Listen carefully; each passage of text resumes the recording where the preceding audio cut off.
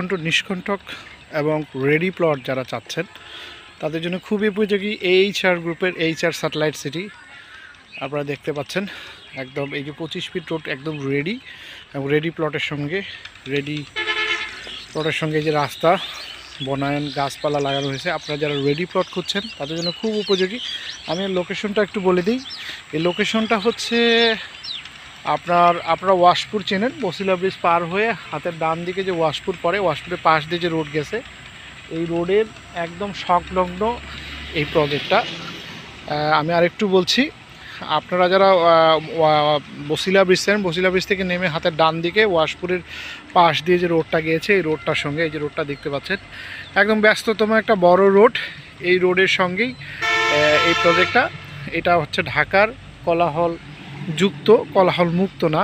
আপনারা যারা ঢাকার অনেকেই অ্যাডভার্টাইজের সঙ্গে ঢাকার কোলাহল মুক্ত না, এটা যুক্ত এলাকা, মানে এটা অলরেডি ঢাকায়। আপনি যদি ক্যামেরার দিকে দেখতেছেন এই ঠিক এপারে যদি আমরা তাকাই, ঠিক এপাশে হচ্ছে বুড়িগঙ্গা নদী।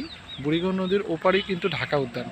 তো এদিকে আপনারা অনেকেই জানেন ঢাকা উদ্যানে একটা ব্রিজ হচ্ছে এপারের সঙ্গে সংযুক্ত। এই ব্রিজ যদি হয় তাহলে মাত্র আপনি 3 মিনিটে এই জায়গাটায় পৌঁছতেন। যেহেতু এখন ব্রিজ নাই সেহেতু আপনাকে হয় আপনি গাবতলী হয়ে ঘুরে আসছেন, অথবা আপনাকে যেটা করতে হচ্ছে সেটা হচ্ছে আপনার ওয়াশপুরের পাশ দিয়ে আসতে হচ্ছে। এই যে দেখেন একদম রেডি প্লট।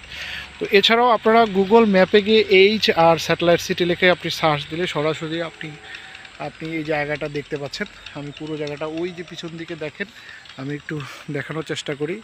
এইদিকেও অনেক জায়গা বালু ভরাট করা হয়েছে, নতুন করে রেডি করা হচ্ছে। এবং এছাড়াও ভবিষ্যৎ আরও কিছু রোড হচ্ছে। এটা 25 ফিট একটা রোড আমি যেটা দাঁড়িয়ে আছি, এবং পরে আরেকটা এই যে দেখেন এখানে বালু ভরাট শুরু হয়েছে। এখানে একটা 30 ফিট রোড আবার হচ্ছে। তো আসলে যারা একদম রেডি নিষ্কণ্টক জায়গা চান তাদের জন্য এরকম উপযোগী জায়গা একটু ঢাকার এত কাছে, একদম ফিউ ডিস্টেন্স। এটা ঢাকার মধ্যে। আপনারা দেখেন ঢাকার সিটি কর্পোরেশনে বরাদ্দ হবে, তো সিটি কর্পোরেশন যখন এক্সটেনশন করবে সর্বপ্রথম এই জায়গাগুলো আসলে ঢাকার মধ্যে আসে। আপনারা জানেন সাভার এবং কেরানীগঞ্জের বিশাল অংশ নিয়ে ঢাকার নতুন সিটি কর্পোরেশন হচ্ছে। তো সিটি কর্পোরেশনের মধ্যে এই জায়গাগুলো কিন্তু চলে আসতেছে। আপনারা যারা বিষয়টা জানেন তারা হচ্ছে বুঝবেন।